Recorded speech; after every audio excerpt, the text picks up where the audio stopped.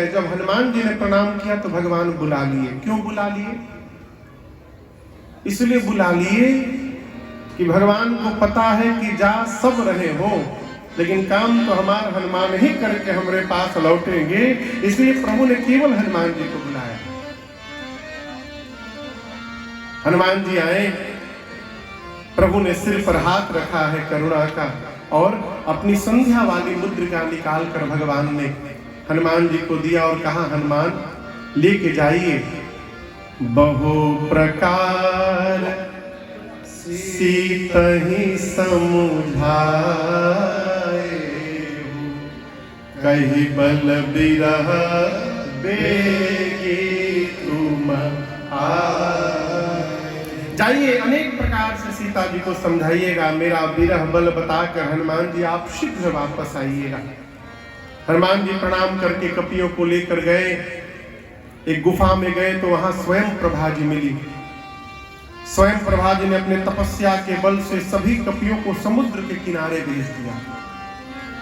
समुद्र किनारे आते ही अंगद रोने लगे समुद्र देखकर, बोले अब क्या करें, मार्ग समाप्त हो गया, आगे पानी है, आगे जाएंगे तो समुद्र में डूब के मर जाएंगे, पीछे बिना पता लगाए जाएंगे तो सुग्रीव मार डालेंगे, आगे भी मरना है पीछे भी मरना है, अब क्या करें। अंगद ने कहा कुछ नहीं, यहीं बैठे रहेंगे, हम ना आगे मरेंगे ना पीछे जाके मरेंगे, जब तक सीता जी मिलेगी नहीं हम जाएंगे नहीं यहाँ से। सारे कपि लोग समुद्र किनारे बैठ गए। जामवंत जी समझाने लगे अंगद को, चिंता न करिए, भगवान है राम जी, भगवान का कार्य भगवान ही करते हैं, हम और आप तो केवल निमित्त मात्र बने हैं, अवश्य कोई ना कोई मार्ग प्रशस्त होगा, आप तनिक भी चिंतित न होइए।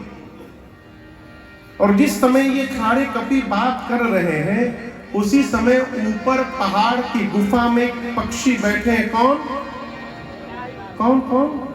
संपाति। क्या नाम है? ये जटायु के भाई है संपाति। पंख जल गया है सूर्य की किरणों से, उड़ नहीं पाते। इतने सारे कपियों को देखा, ब्रह्मा जी से बोले थैंक यू ब्रह्मा जी, इतने सारे कपियों को आपने भेज दिया, सबको खा जाऊंगा। अंगद सुने खा जाऊंगा, बोले जय हो प्रभु, हम लोग निर्णय किए ना आगे मरेंगे ना पीछे मरेंगे, तब तक आपने यही मारने की व्यवस्था बना डाली। एक ये गिद्ध है जो हम लोगों को खाने की बात करते हैं। एक जटायु जी महाराज गिद्ध थे जिन्होंने राम कार्य में प्राण की आहुति दे डाली अपनी। संपाति सुने जटायु, कपियों से बोले निर्भय हो जाओ। जटायु मेरे भाई थे, क्या हुआ मेरे भैया? पूरी सूचना जामवंत जी ने बताई। संपाति जी ने कपियों के सहयोग से समुद्र के किनारे जाकर भाई को तर्पण दिया और अपनी कथा सुनाई। कहा चंद्रमा नाम के मुनि ने, जब मैं सूर्य के किरणों से मेरे पंख जल गए, मैं नीचे गिर गया, तब चंद्रमा नाम के मुनि ने कहा था त्रेता में जब राम जी के दूत सीता जी का पता लगाने जाएंगे संपाति, और जैसे आपको दूतों का पता मिलेगा, परिचय मिलेगा, आपके शरीर में नया पंख निकल आएगा। तब तक जामवंत जी बोले हम ही लोग वो दूत हैं, सीता जी को ढूंढने निकले। और जैसे परिचय मिला, संपाति के शरीर में नूतन पंख निकल गया हो, नया पंख निकलते संपाति लगे पंख फुलाकर नाचने वहीं पर। जामवंत जी बोले आपका काम हो गया ना, अब आप हमारा काम करिए। गिद्ध को दूर तक दिखाई पड़ता, तनी देखिए कहीं सीता जी है। संपाति जी बोले हम रोज देखते हैं। मैं कहा देखते, तने हमको भी दिखाइए। बोले मैं देखा हूं तुम गीधहि दृष्टि अपार।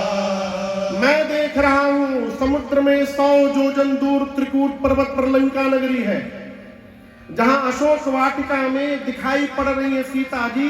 एक अशोक वृक्ष के नीचे वो देखिए बैठी हुई है सीता जी।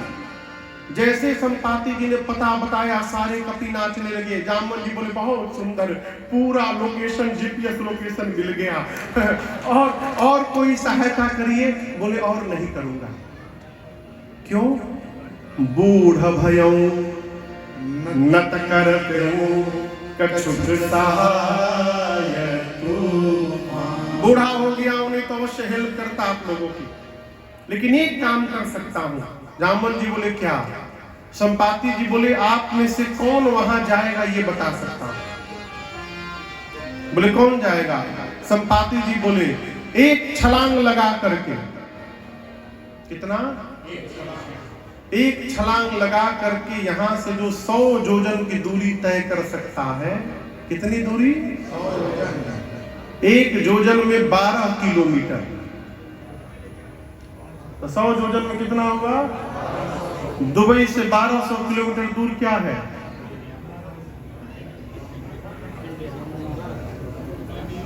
बॉम्बे? नहीं, बॉम्बे ढेर हुई हो। Saudi Arabia, Riyadh,